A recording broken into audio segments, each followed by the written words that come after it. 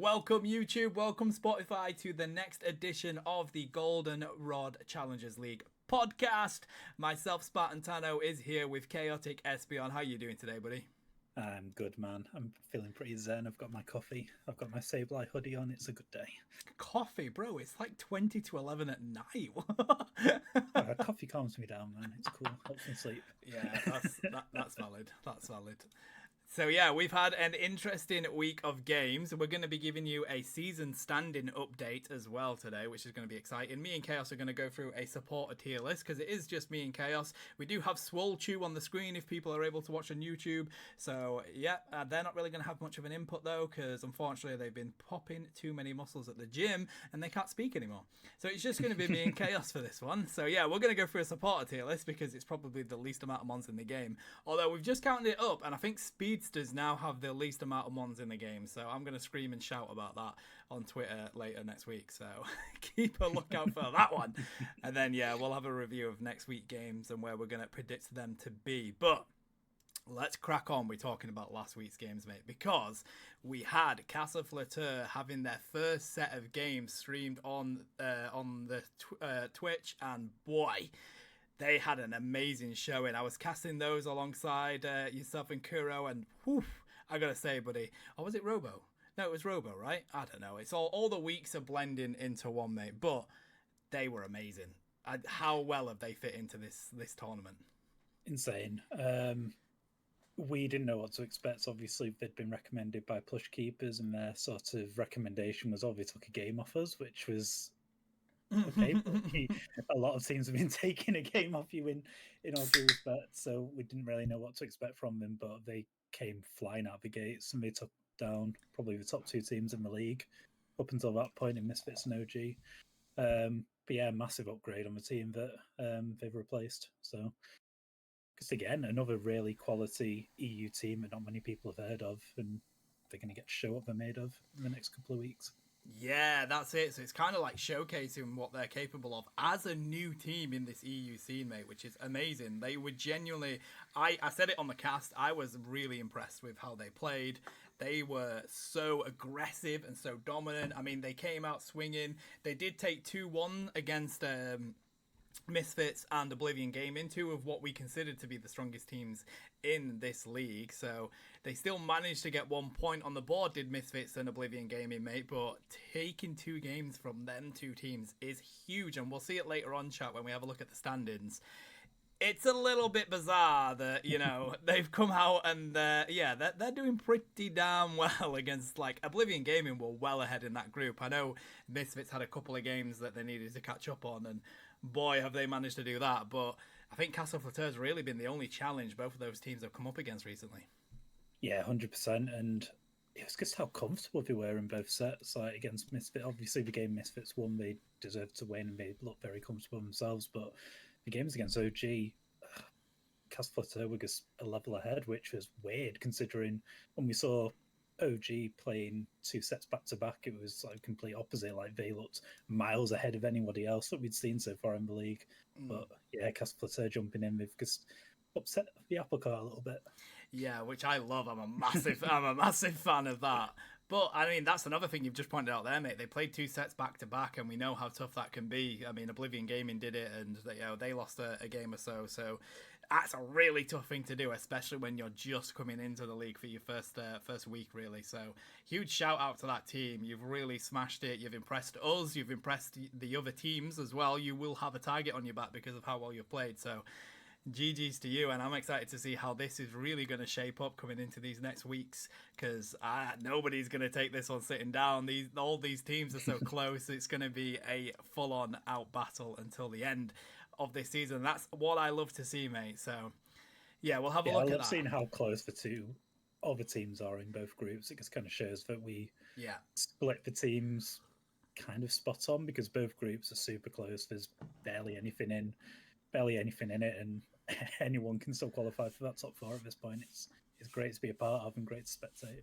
Yeah, so FA, if you ever need any assistance with setting up your tournaments, you know, the Euros or whatever, or the Premier League, just fucking give us a shout, mate. We know what we're doing. Just because we got a good Pokemon Unite League going.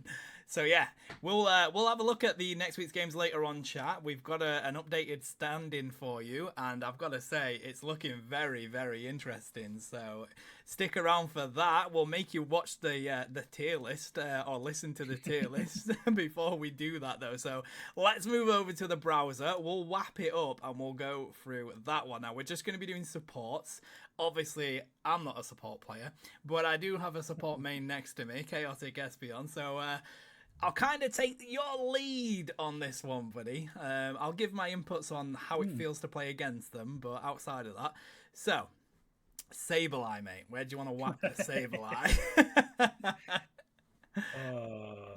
Sableye's a weird one, man. Like, I watched Zoinks and Spraggles do their tier list where basically they sent a tier around to every single team that was in Worlds.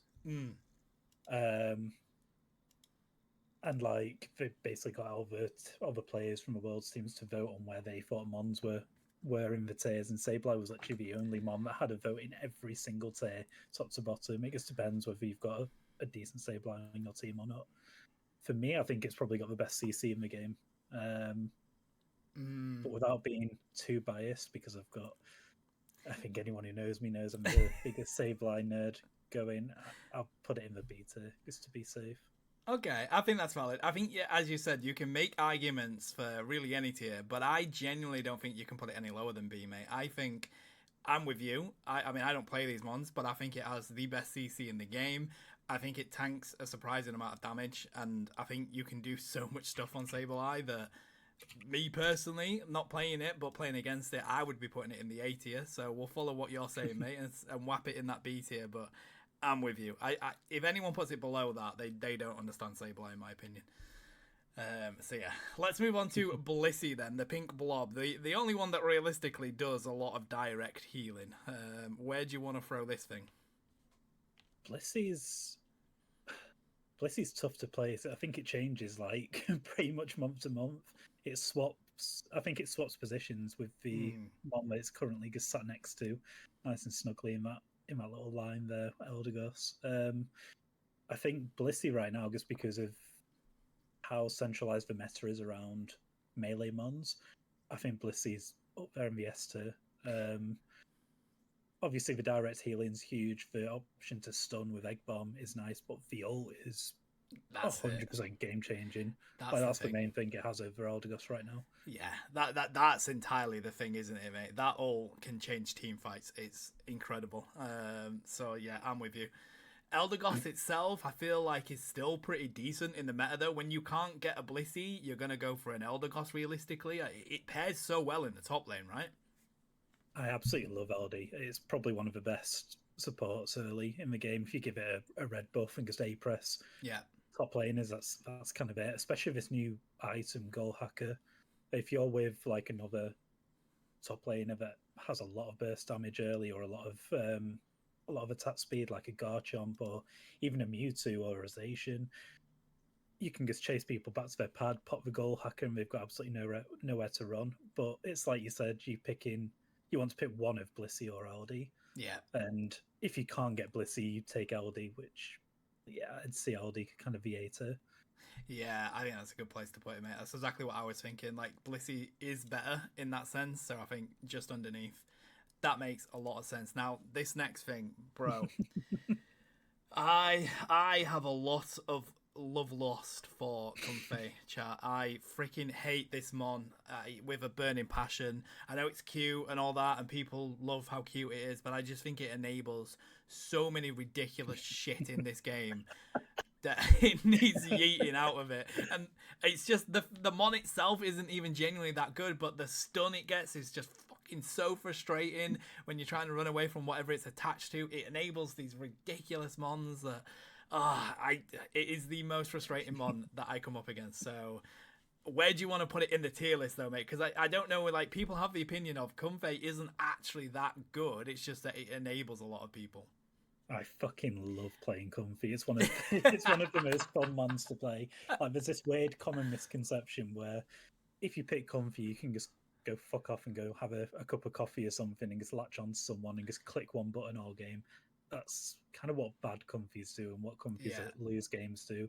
It's one of the most intense supports to play, like, especially if you're not just sat on one person all game, you're trying to heal pretty much your entire team in team fights, like knowing when to jump on and off, managing your flowers, and even the amount of Comfies that we see in like Q or even stacks that don't know how to use their ult.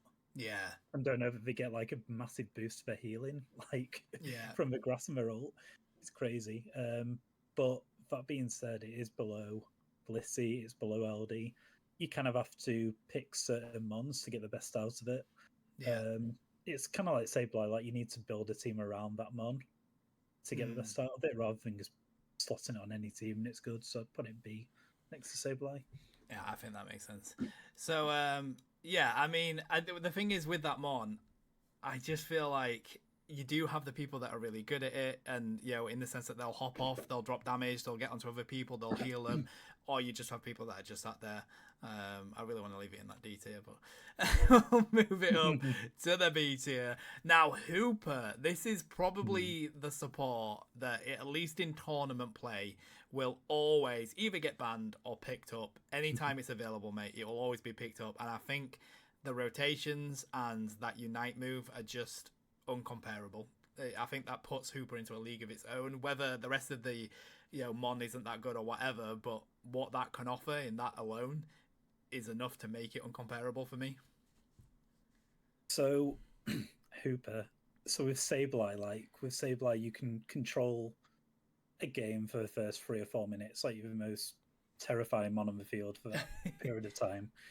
Hooper's that mon for the entire game. Like, it controls the entire game, start to finish. Yeah, a good Hooper, like sitting next to its pads, popping its portals down, being able to pretty much feel like it's protecting both goals at the same time. No, it's nuts, and its ult is just crazy. It's one of the most fun ones to play. Hooper's S tier. It's easy. yeah. There's not really a lot to say about it. I think that's valid, mate. So we have Mr. Mime here. Now, it's worth noting that we've got Mr. Mime here just because we also put them on the defender list. But because Mr. Mime does have a more supportive central move set sometimes when you use that power swap with it and you want to take that support role, a lot of people mainly just use it as a tank and DPS. But looking at it as a supporter, I don't see many people using power swap, to be honest, mate. I know you've used it every now and again, but it's not that common of a move set. I mean, it heals more than leftovers now, so that's a positive. That was like the last time it got buffed. We got somewhere. I mean, I don't know if that says anything about the move or just how shit leftovers is, but you know. No, Mime's a tank. Yeah, it does some healing with like power swap, and it's kind of fun to play it with psychic, but you're not picking Mime as a healer. The only way you're picking Mime as a healer is if something's gone like drastically wrong in draft and bans. And even then, if let's say Blissey, Hooper, LD, and Comfy are all banned, you're still not going to be picking Mime, are you? You can try and pick Umbreon or something else like that. I'd put it in C tier, to be honest, because it's still good outside of the port moveset. But okay, that's valid, mate. Now, Clefable, obviously, Moonlight does a lot of, well, I say a lot of healing. It at least heals in an area. Like, you can heal quite, your entire team, really, if you stood close enough to you. But does it have any other sort of shining lights for support? I know Gravity works quite well. But at the moment, in this meta, I don't know. What do you reckon?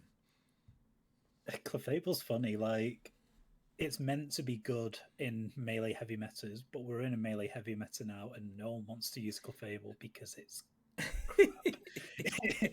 like, the issue with Clef is obviously if it wants to heal the entire team's got to be grouped up on top of a Clefable, which is massive for pretty much any melee attacker or any mage that might be in the backline. And like, I know it can drop gravity and negate dashes, but good players can just kind of wait until the gravity is up and then dive in. Like, it's not. Yeah. I know people are like picking gravity as soon as they see something like Buzzwole or they see Mimikyu, but like good people who are good on that mon just have patience and wait. Yeah. I think Clef, yeah, I really don't think it's good. It's Unite as well. Like, it's just so random. Like, I guarantee if you desperately need like a really good move off that Unite, you're getting block. Yeah. Oh, definitely. Definitely, mate. Oh, you'll get There was like a exploded. game. There was a game that we played earlier in the league where I think every single support was banned out apart from, well, healing support was banned out apart from Clef, and we still didn't pick it. That's just kind of how bad it is, and the other team didn't pick it either. No, I'd put it down in the D tier. It's just got no use right now. I agree. And one thing I will say, mate, is that I just think like it's very much like A9, where these good players will just wait for that gravity to drop and then play around it. And I think gravity really is more effective against speedsters than melee heavy all rounders, because whilst it doesn't allow them to use their dash, they're still in range to drop a lot of damage. Like Gyarados, like if it's on you anyway, like it's gonna kill you before you even get out of that gravity, like as a Clefable. So yeah, I think it's more effective against the speedsters than the all-rounders, and with the all-rounders being as strong as they are in this meta, nobody wants to play Clefable. To take advantage of any of Clefable's kit, your team needs to be grouped up around it. Whether it's gravity, when it gets that stun from a dash, your team still needs to be grouped up around you. Yeah. If you want to heal, your team needs to be grouped up around you. If you want to get a good ult off, your team still needs to be grouped up around you. So, yeah, it encourages bad play. Yeah, that's the best way to put it, 100%. So, as we move away from that and we go on to the big bird that is Ho-Ho. Now, I know Ho-Ho is technically a defender, but whilst it can take a lot of punishment, it's typically not that great as a defender, and people obviously consider it a support. I mean, the entirety of the Unite move is a support Unite move, and it is a game changer. That's probably the biggest defining thing about Ho-Ho, but I have seen a lot of people utilize it as an invade mon, like kind of like those invade support mons, and it works quite well in that role. Because it's got so much burst from like level 1, it's crazy with Tailwind, like compared to other mons at that level anyway. Yeah. Obviously the movement speed as well it gets from Tailwind is nice for the invade. It's too bulky for a jungler to take it down. Like you can literally just A-press for jungler instead of taking the buffs, which is what I've done when I've invaded on it. Yeah. Obviously it's all, so its ult's an absolute game changer. So if you've got a couple of mons, like basically your team can dive in, throw all their attacks, die, and then Hoa revives them, you get a second fight and win. But controversially, I think it's like a weaker Hooper portal. Like if you drop a good portal with Hooper, you're getting the same effect. You can heal someone from 1 HP to fully alive, basically, and it has the same effect. And the rest of Hoa's kit's kind of, it's more annoying than good. And as a support, it doesn't, how does it support? You get a bit of healing from his passive, you get a bit of healing from Sky Attack, but I think it gives a shield to people, doesn't it, with one of its moves? No, he redirects attacks in Fire Spin until his shield's broken, which right now, because there's so much burst, its shield breaks instantly. I'd put it in B, to be honest. I really don't rate it. That's valid, mate. I think its Unite move is on the face of it, you are like, that is ridiculously broken. But to be honest, 8 times out of 10, people revive everyone back, and because they're half health, they just die again anyway. Do you know what I mean? Like it's very rare that I see that Unite move popped and they actually end up winning the fight from it again. The other thing is like, how do you draft it? Because okay, if you draft it as your support, so you're not going to take another support, you're losing out on like a Blissey healing, you're losing out on the control Hooper brings, the healing from LD, even Comfy's healing. If you draft it as a tank, like we saw OG draft it as a tank against Castle Flatter, and it couldn't offer anything because it has no CC. Yeah, I mean, as a supporter, you have to draft super specifically around it. Like you have to drop basically a damage dealer to fit it into a comp. Yeah, and at that point, I don't know. It's kind of a waste. You do always pick up another support with it. It's definitely not a support that you pick up by itself. So, yeah, I think it's valid to put it in the B tier, mate. I think that makes enough sense. I think when people see this tier list on YouTube or Twitter, we're probably going to get flamed, but don't give a fuck. Hey, we stand by our ideals, mate. Of course we do. Now, Umbreon. We put Umbreon in the S tier for defender. and I genuinely feel like it's at least A tier for a supporter, if not S tier, mate. I think Wish is one of the best healing moves in the game. It's ridiculous. The cooldown isn't that bad on it at all. And also, you can use Mean Look, or you can use, I think, is it Foul Play instead of Mean Look? Foul Play, yeah. Which, again, both of those movesets work so well with Wish anyway, and is good for your team. Like, pushing people into your team or pushing them away from your team is crazy good.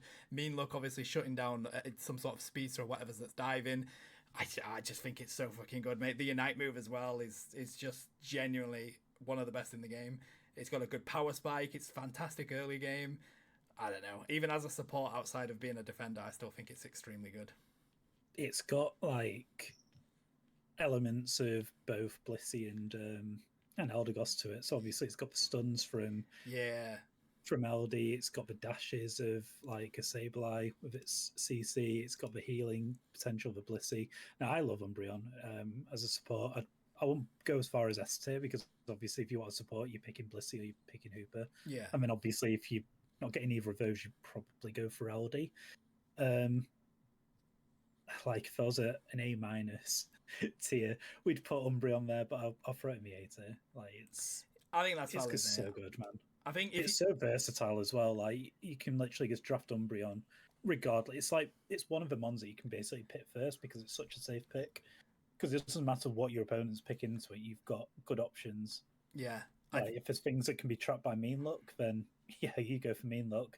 If there isn't, then Foul Play is perfect as well because you just drag people into your team. Exactly, mate. I think that's valid. I think if you can't get Blissey or Hooper, you're probably looking for that Eldegoss, but you're not going to be upset about picking an Umbreon up in that role. No. So I think it makes perfect sense to put it in that A tier, mate. And that completes our tier list, but I'm quite happy with that, mate. As I look at that as an overview, I think that's pretty good. I mean, the Sableye, genuinely my personal feelings, I think should be higher, but it is one of those mons that really varies on who's playing it and what they do with it. Look, I'd love to put this little guy, right, in the A or the S tier. I adore him, but you really do need to build a comp around him to get it to work, and it's kind of why I play at the same level as Comfy as well, because it's kind of in the same spot. You need to build a comp around it rather than just slotting it onto any team and it works.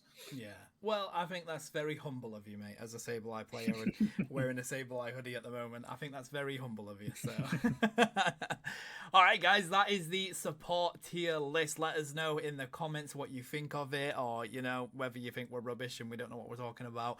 I will say that Chaos plays supports a hell of a lot. That is the main role that he plays alongside that tank role. So, you're kind of telling someone where it's their trade that they have no idea what they're talking about. So, yeah. Anyway, let's have a look at the standings then. So, where we currently are in this tournament at the moment, this league. So here we go, chat. Here's Group A and Group B. Group A, we see Batista's gang taking a quick lead. They've played 3 games across the board in Group A, and we see 8 wins and 1 loss for Batista's gang, mate. 8 points straight away. That is highly impressive because... Who was that 1 loss against, by the way? I can't remember. Neither can I, mate. Oh, yeah, it was Arcade Aces. Let's go. Keeping yourselves in it, let's go. I mean, considering, look at Arcade Aces, second place, 4 points, impressive in that group, mate, to be honest. I think Mem Ragnarok are running into a bit of problems at the moment. They've been quite hesitant in a couple of games, and I think they need to really catch up on some, but they have been up against some tough competition in the past few weeks, so we'll have to see how the next weeks go for them. I've just realised I've got a score completely wrong, by the way. Why? Well, we lost 2-1 to Batista's gang, we lost 2-1 to Plush Keepers, and then we 3-0'd Mem, so we should be on 5 points, damn. Oh, well, there you go then, mate. Yeah. Nothing wrong with getting your own score wrong, at least. At least it's not another team, I guess. I've got the wins and losses the wrong way around. Yeah. Valid. And Group B. So I think this is going to be the one to watch, mate. I mean, not everybody's played the same amount of games because we've had a couple of rearranged games and stuff like that. Casa Flatter have come out flying. They've played 2 sets. They've got 4 wins and only 2 losses. Getting 4 points straight away, that is huge, and I think they are going to be really tough to beat. Oblivion Gaming and a team being within that group, and obviously Misfits were leading realistically the league. Before I saw Casa Flitter play, I thought Misfits were going to win this. Now I don't know. I really don't know who's going to come out on top of this one, mate. Because I think all of Group B are really tough, and obviously look how well Batista's gang's been playing. So I don't know who's going to finish top 2 in that group. I have no idea, man. I think it was nailed on initially because it was meant to be Misfits, Yeah. OG, Int, and Blazing Phoenix. At least one of those teams was going to be rock bottom. And we kind of thought the Misfits and OG were probably going to run away with it a little bit in that group. But yeah, Castle Flutter's performances this weekend were something else. Yeah, they really were. So I don't know. I don't know who's going to win it out of who's going to get the top 2 in that group. This is it. We're going to come around to these final weeks of play, and it is still going to be undecided on who's going to win that group. Nobody's ran away with it in both groups, to be honest. So I mean, Batista's going to kind of get in there, but with you guys being on 5, not too far behind. The thing is with Group B as well, like Team Int, they might be bottom. They're only on 3 points for the moment, but they've played a game less than Oblivion. Mm-hmm. All it takes for them is a couple of solid wins, maybe one. Well, they've played Oblivion twice anyway, so they can't lose any more points to them. But they've just got to play Misfits and Class Flutter and get some points off them. They could easily finish second as well. It's crazy close. Yeah, I mean, pat on the back, mate. What a league we've built here. It's incredible. Absolutely incredible. So keep a close eye on these standings, chat. We'll post them in the Discord. I'll put them on my Twitter as well, and we'll update it each week as we go through the podcast, just to keep people's eyes close on this one. This is one hell of a league. I can't believe how close this is. It's going to be freaking amazing. You won't want to miss any of this. But let's have a nosy at next week's games, mate, while we have a look at those standings, because this is going to really see where these standings become. I need to zoom that over a little bit, chat. Let me go down to the window capture, whichever one it is. It's that one. There we go. All right, so round 3 this weekend. Team Int versus Casa Flutter. So as we've just said, Team Int really need to get themselves up there. They're going to need to be looking for 2-1 at the very least, but I genuinely don't think they're going to be able to do that against Casa Flutter, mate. I just think they're so freaking good. From what I saw last weekend, I expect Casa Flutter to come out 2-1 with that one. They did struggle in a couple of games, did CF, so I think Team Int are going to take one. Misfits Oblivion Gaming is probably going to be the game of the weekend to keep an eye on. They are so close together. I think it does depend on which roster Oblivion Gaming bring up, because they have 2 that they play in this league. I think it's going to be their main roster, I believe. So that's probably going to be a 2-1, if not 3-0 to Oblivion Gaming, I think. But you just can't count Misfits out, mate. Do you know what I mean? Like, whenever you feel like they're going up against a really tough team and you think they're going to struggle, they don't. They dominate. So, I really don't know. I don't know. I'm going to give it 2-1 to Oblivion Gaming on that one. Mem Ragnarok Plush Keepers. I think Mem have been struggling recently, and I think Plush Keepers are going to win that one. I think 2-1. Yeah. Arcade Aces Batista's gang. I don't know, because you guys have been playing well, but Batista's gang is Batista's gang, mate. I'm gonna give the benefit of the doubt to Batista's gang, and I'm gonna say 3-0 to them. I don't want to, and I do. I don't want to, but I genuinely think with how strong they are in that group, that's what they're gonna come out as. No, fairs.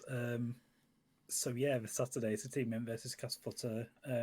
Pretty much echo what you say. I think Team Int are a very good team. Like, obviously Vegas in pretty much the group of death in this league. If they were in sort of Group A, they'd probably be towards the top rather than towards the bottom. Yeah.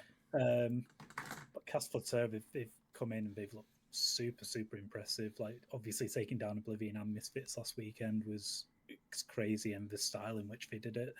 I'd give that 2-1 to Casa Flutter, because we saw them drop games against both of those teams. There are cracks in their play, and Team Int, like I said, they're still a very good team. 2-1 Casa Flutter. Misfits and OG, that's going to be fireworks, isn't it? Yashi's playing the Chavez, it's going to be his team. I love both of these teams. I love all the players on both the teams.